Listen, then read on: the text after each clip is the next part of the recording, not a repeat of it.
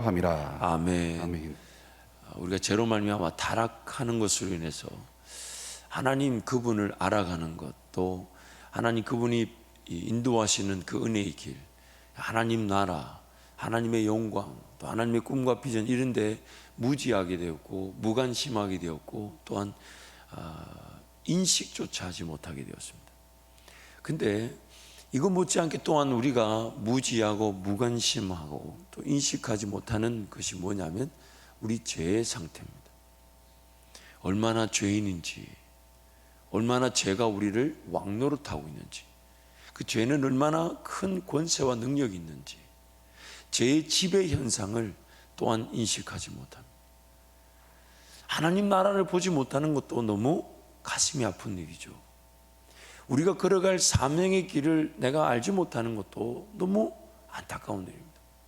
하나님의 꿈과 비전에 따라 쓰임받는 인생, 그래서 내가 어떤 직업의 영역이든 사업의 영역이든 그것이 직접적인 사역이든 간에 하나님 나를 세워놓으시고 그것을 통해 하나님의 꿈과 비전이 실현될 때 인류 사회가 번영하고 발전하게 되고, 나 한 사람이 서 있는 그 자리가 물론 직접적으로 관계를 통하여 복음을 전하고 예수 향기를 나타낼 뿐만 아니라 내가 서 있는 그 영역, 내가 서 있는 그 영역에서 하나님의 통치와 다스리심이, 하나님의 지혜와 능력이 나타나서 이 땅이 하나님 나라로 하나님의 영광을 보게 되고 하나님의 꿈을 꾸게 되는 것인데, 그 하나님 나라를, 하나님의 꿈을, 나의 사명의 길을 보지 못하는 것도, 이 무지와 무관심한 것도 이 너무 안타까운 일이죠. 인식조차 못하는 것도 이 죄로 말미암은 안타까움이지만, 또한 우리는 죄가 우리를 어떻게 지배하고 있는지, 죄가 어떻게 우리를 사로잡고 있는지, 나는 어떤 죄의 권세에 빠져 있는지, 도대체 나를 괴롭히는 죄는 뭔지, 그래서 내가 기도가 안 된 것이고, 그래서 내가 예배가 안 된 것이고, 그래서 하나님의 꿈을 보지 못하는 것인데, 이 죄의 지배 현상, 죄의 권세와 능력조차도 우리는 파악할 힘이 없다는 거예요. 그냥 모르고 당한다는 겁니다. 그래서 죄의 왕노릇을 관과해서는 안 됩니다. 죄가 우리를 왕노릇하고 있다는 것을 관과해서는 안 됩니다. 그래서 우리의 문제는 뭐냐면 죄를 죄로 여길 줄을 모른다는 거예요. 우리의 문제가 뭐냐? 죄를 죄로 여길 줄을 모릅니다. 오늘 본문 13절 말씀 우리 함께 선포하겠습니다.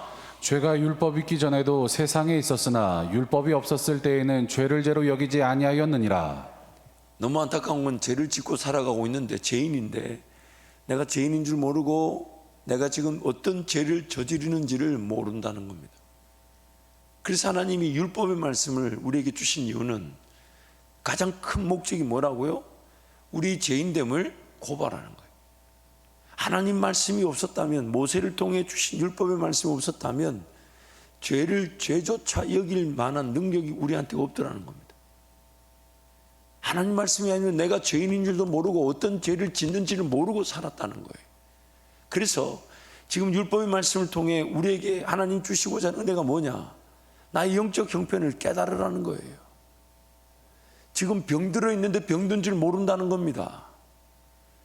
내 몸 안에 어떤 질병이 나를 지배하고 있는지를 모른다는 거예요. 귀에 그게 드러나서 그 아픔, 그 어려움을 겪어야만이 그 죄를 죄로 알게 되더라는 겁니다. 그래서 하나님의 말씀의 역할이 뭐라고요? 히브리서 4장 말씀에 하나님 말씀은 살았고 운동력이 있어 좌우의 어떤 날선 검보다도 예리하여 뭘 한다고요? 뭘 한다고요? 혼과 영과 및 관절과 골수를 찔러 쪼개기까지 하며, 그 다음 말씀 뭡니까? 지으신 것이 하나님 앞에 하나라도 드러나지 않음이 없게 만드신다. 벌거벗겨 놓으신다잖아요. 왜 그렇게 하십니까? 왜 그렇게 하십니까? 그 죄가 권세를 가지고 우리를 지배하고 우리를 아프게 하고 우리를 질병에 빠지게 하는데, 그래서 칼빈의 그 기독교 강요를 보면 이 칼빈의 그 표현 중에서 우리 죄를 이렇게 표현합니다. 연약하고 또한 질병이다라고 표현합니다. 질병이다. 우리를 병들게 한 질병이다. 가장 그 칼빈의 기독교 강요에서 대표적인 표현이 이 질병이라는 표현이에요. 그래서 오늘 우리는 하나님 말씀을 통해 질병을 깨닫지 못하면, 진단받지를 못하면 기아의 그 질병이 드러났을 때, 그리고 너무 위험한 것은 이 질병이 드러날 때에는 손을 쓸 수 없는 지경에 처해 있기도 합니다.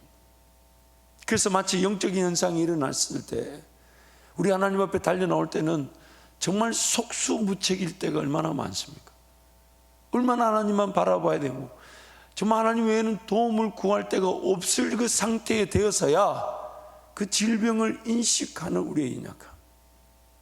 그래서 하나님이 주야로 묵상하며 우리 자신들을 발견하고 우리 자신들을 깨달을 수 있도록, 그것이 속수무책으로 당하는 일로 끝나지 않도록 미리 말씀을 통해 깨달을 수 있도록 이 기록된 말씀을 주시고, 또한 기도의 자리에서 그 기록된 말씀을 붙들고 기도할 때에 하나님은 내 삶의 최고의 진단으로, 최고의 질병 치료로, 최고의 회복의 기회로 내 삶을 인도해 가신다는 겁니다.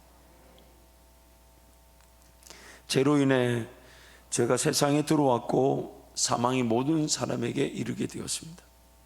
모든 사람은 태어날 때부터 죄인으로 태어나게 되었지만 죄 가운데 빠져 있다는 것을 전혀 알지 못합니다.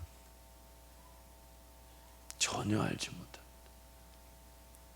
무엇이 죄인지, 그리고 그 죄가 어떤 권세와 능력으로 죄인들을 지배하고 있는지를 모른다는 겁니다. 저와 여러분이요, 다른 사람이 아니고요.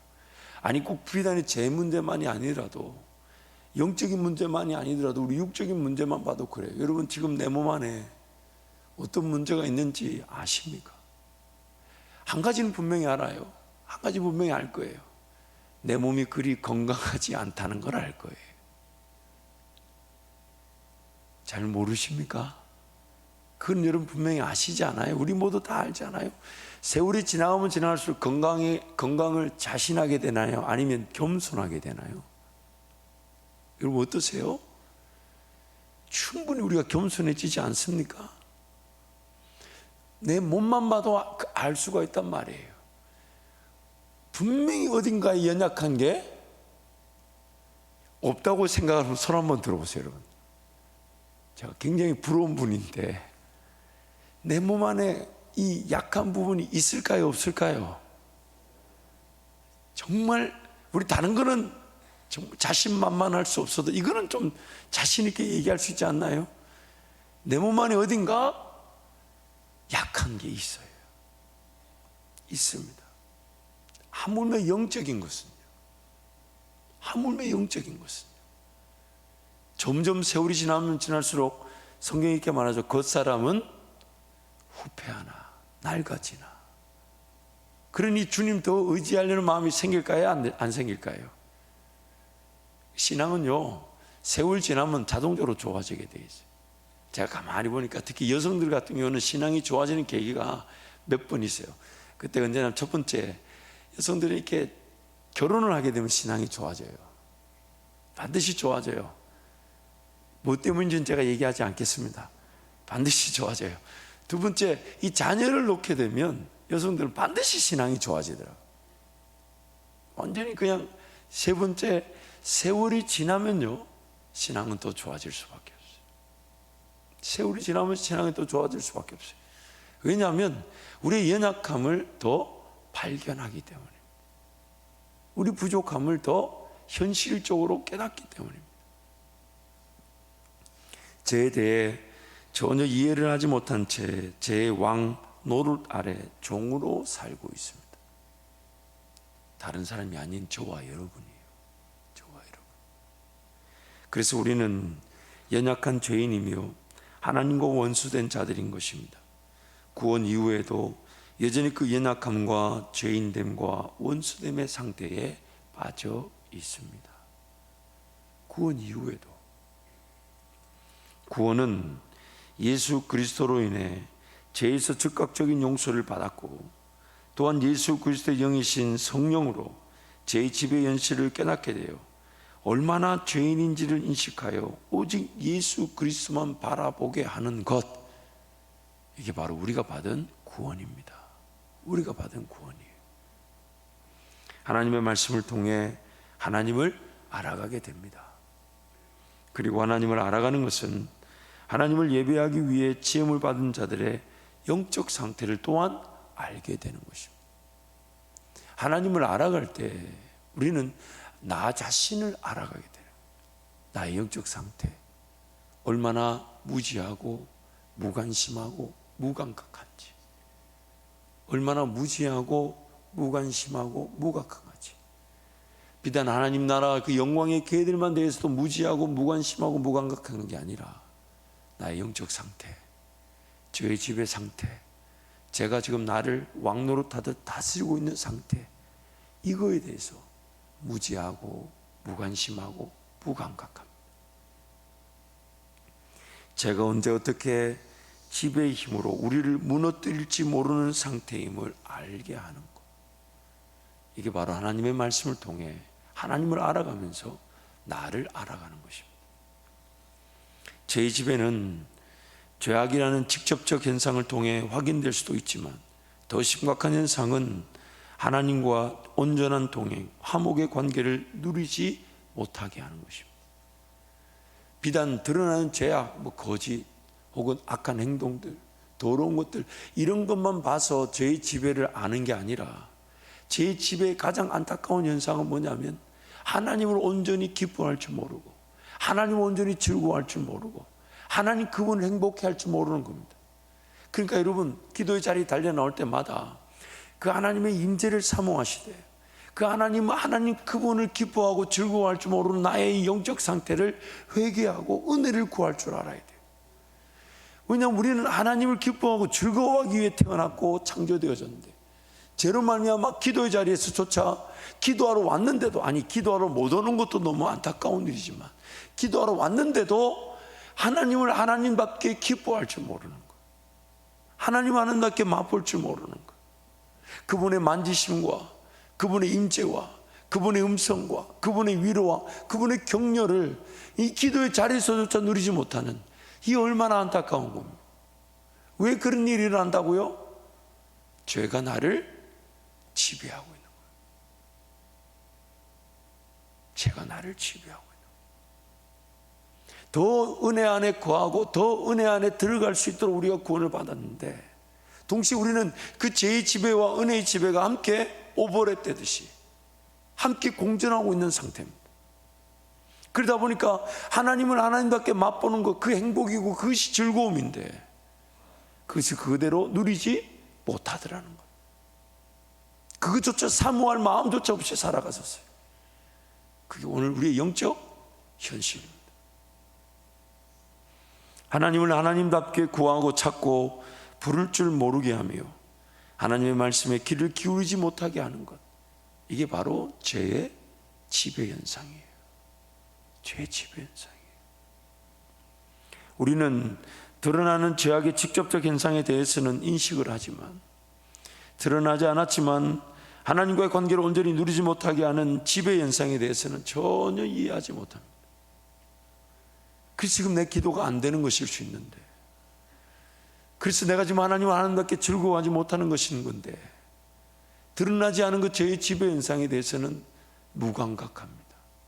인식조차 못하고 있어요.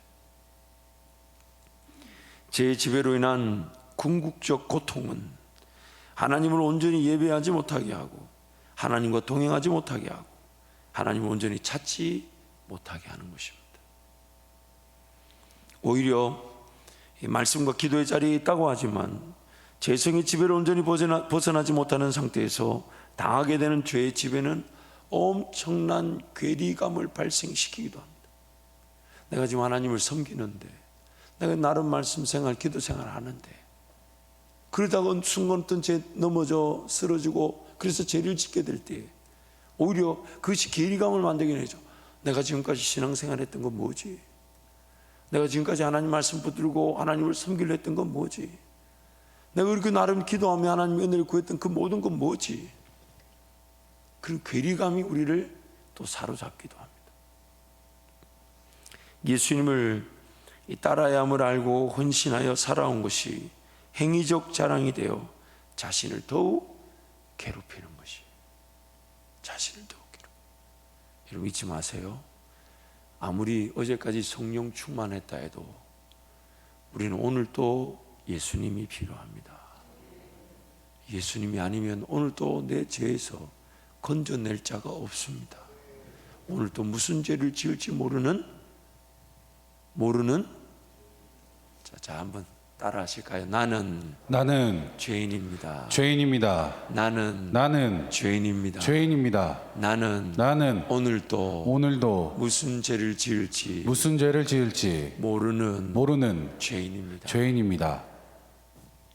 이 로만 가톨릭 교회가 많은 부분이 조금 지나치게 인간 편에서 하나님의 은혜를 출발하는 것으로, 그러다 보니까 종교적인 어떤 형식과 허례의식이 좀 지나치죠. 그러나 참 좀 초대 교회 때부터 내려왔던 것이 로만 가톨릭 교회가 하고 있다는 이유로 우리 기존 개신 교회에서 이렇게 받아들이지 못한 여러 아쉬운 것들인데, 그 중에 대표적인 하나가 이 공식적인 고백입니다. 물론 그 공식적인 고백과 통해는 그 자체가 하나님의 은혜가 아니면 누려질 수 없는 것이지만, 근데 그 공식적 고백, 제가 천주교 예배를 몇 번 가본 적이 있어요.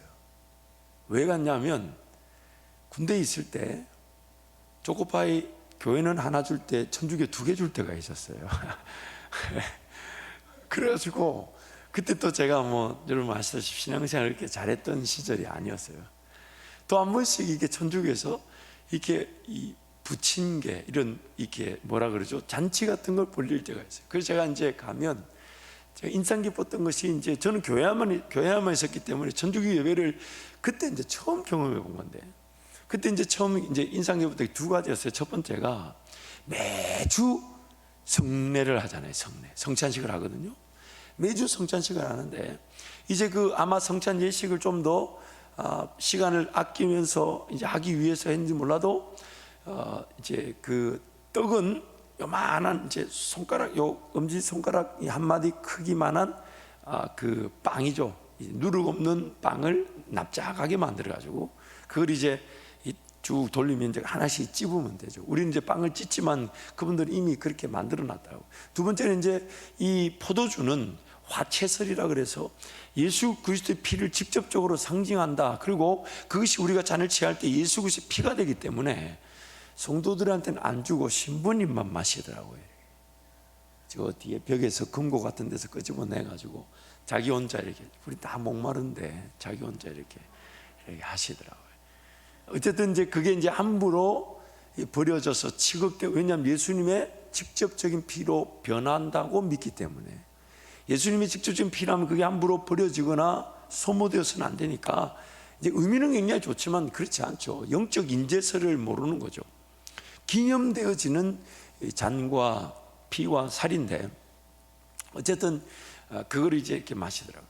그래서 이제 저도 이제 기다리고 있으면서 그 이제 그 성찬을 참여하려고 손을 내미는데 저는 안 주고 지나가더라고요.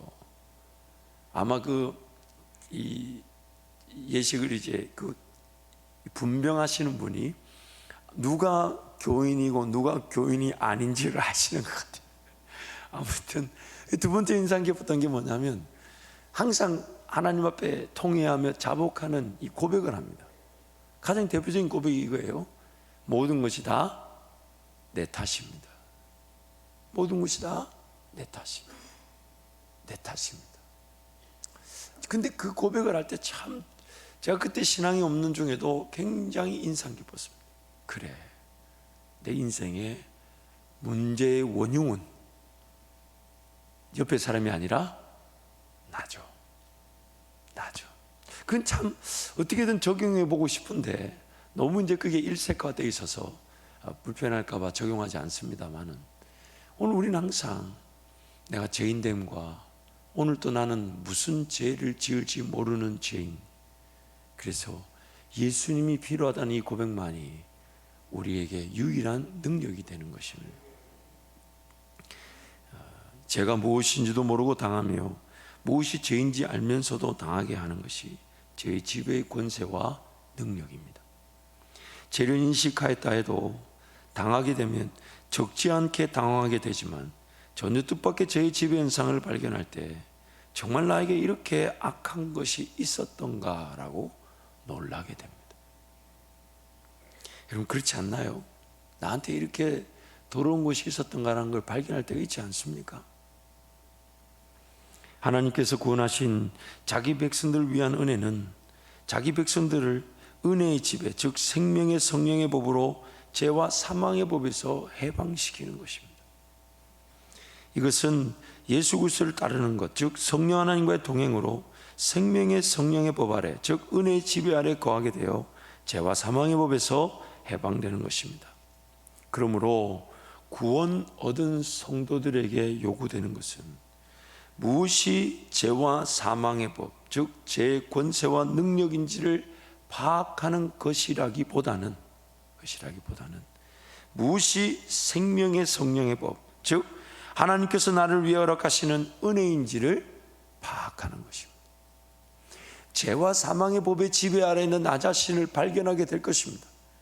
무슨 죄가 나를 지배하고 있는지를 깨닫게 할 수 있습니다. 그러나 그 모든 것의 우선순위는 성령 하나님을 의지하고 성령 하나님께 귀를 기울이며 성령 하나님을 따라갈 때에 우리는 은혜로 그 길을 걸어가면서 또한 나 자신을 발견하게 되는 것입니다. 좀 더 극단적인 표현을 쓰면 이런 거예요. 극단적이라기보다는 좀 더 분명한 표현을 쓰자면 이런 겁니다. 사명의 길을 걸어갈 때에 죄를 지을 만한 시간과 물질이 사라지게 되는 것이죠. 성령의 길, 그래서 예를 들면 이런 겁니다. 여러분 먼저 그 감동에 따라 베풀고 나누고 섬기는 일에 헌신해 보십시오. 그 물질이 허비되고 낭비될 위기가 사라지는 것입니다. 시간도 마찬가지죠. 먼저 하나님께 드려 예배하고 먼저 하나님께 기도하고 먼저 하나님께 은혜를 구하고 먼저 하나님께 헌신하고 충성해 보십시오. 그 시간에 죄를 지을 만한 위기가 사라지는 것입니다. 그리고 결국 그러면 나의 모든 시간과 물질이 성령 하나님이 무엇을 원하시는지에 내가 귀를 기울이고 그걸 따라가게 될 때에 죄를 이겨낼 뿐만 아니라 가만히 내버려뒀으면 그 죄 가운데 빠졌을 내 삶이 성령의 은혜로 해방을 누리게 되는 것입니다. 하나님 은혜를 기대하고 기도하며 묵상하고 살필 때에 우리는 은혜의 지배 아래에서 안전하게 될 뿐 아니라 은혜 위에 은혜를 누리며 하나님 나라와 영광을 위해 살아가게 됩니다. 하나님 나라와 영광을 위해 살아가게 됩니다. 사랑하는 성도 여러분, 오늘 그래서 하나님은 우리에게 하나님 은혜를 누리게 하실 때 둘 중에 하나라 그랬어요. 죄의 지배가 얼마나 참혹한지를 죄를 피할 수 없는 죄의 자리에서 경험하고 난 다음에 죄를 깨달을 것인가, 아니면 하나님 말씀의 그 능력, 히브리서 4장의 말씀의 능력, 살아있고 좌우의 날선 어떤 것보다 예리해서 내 모든 걸 찔러 쪼갤 때에, 그래서 나로 하여금 그 죄의 그 경각성, 인식을 통해 하나님 은혜를 구하고 하나님만 바라보게 함으로써 죄를 이겨내고 죄를 피하게 할 것인가. 그래서 오늘 우리에게 하나님이 귀한 이 말씀을 주셨습니다. 기도의 자리를 주셨습니다. 그러므로 이 말씀과 사랑의 관계에 빠지는 우리 모든 성도들이 되시기를 축복합니다. 우리 찬송하겠습니다.